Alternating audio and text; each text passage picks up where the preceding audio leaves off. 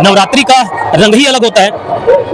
हर साल हर जगह पंडालों में देवी माँ की भक्ति के साथ साथ हमको नई नई झलकियाँ भी देखने को मिलती है। और ये सेक्टर 4 का इलाका है जहाँ पे आपको जो पंडाल है वो रावण की लंका के थीम पर बनी है। और ये पंडाल हमें सोने की लंका की याद दिलाती है, रावण की याद दिलाती है, जिसने अपनी लंका अहंकार और घमंड से सजाया था।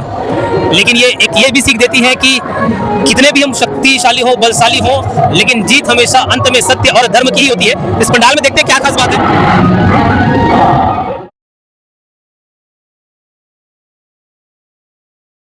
तो पहला दृश्य आप अंदर आएंगे और देखेंगे, ये माता सीता है, प्रभु श्री राम है और लक्ष्मण जी की मूर्ति बनी हुई है। और ये हिरण के पीछे जाते हुए श्री राम जी का दृश्य दिखाया गया यहाँ पे। लक्ष्मण जी जो लक्ष्मण रेखा बनाते हैं और ब्राह्मण की वेशभूषा धारण करके रावण आए थे। जीवन में एक सीख ध्यान रखना, कई सारे लोग होते कुछ और है, दिखाते कुछ और है, बाहरी पहनावा, बाहरी चोला कुछ अलग ही रहता है।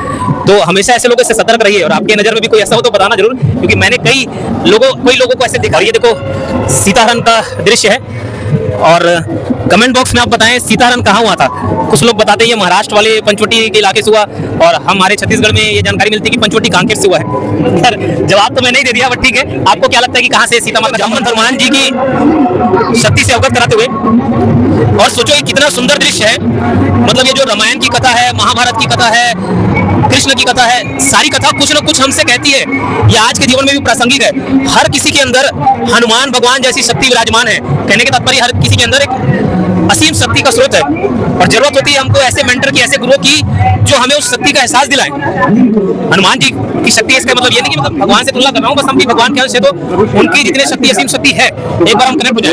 लेकिन जितने भी लोग हमको मिलेंगे वो ऐसे रहते हैं कि सिर्फ डिमोटिवेट करते हैं। ये दृश्य देखो, सीता खोज में समुद्र पर रास्ता रोकती है राक्षसी सुरसजा, और सुरसा नाम है।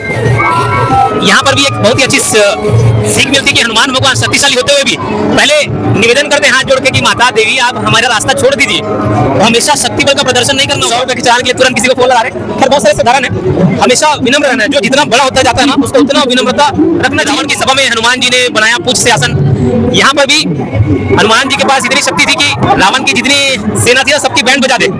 लेकिन यहाँ पे भी वो सिर्फ प्रभु श्री राम की तरफ से एक मैसेंजर बन गया है, सम्मान के रूप में। बोले कि तो आपका श्री राम भगवान ही करेंगे और लंका को तो भगवान ही नहीं। यहाँ पे देखो पानी गिर रहा है, लेकिन वो लंका दहन वाला दृश्य है, एक बार जरूर दिखाए। वो भी ये सीख देती है कि भैया अगर कोई ज्यादा ही तपे ना, तो फिर विनम्रता से बात नहीं करना है, फिर उनका लंका दहन ही कर देना है।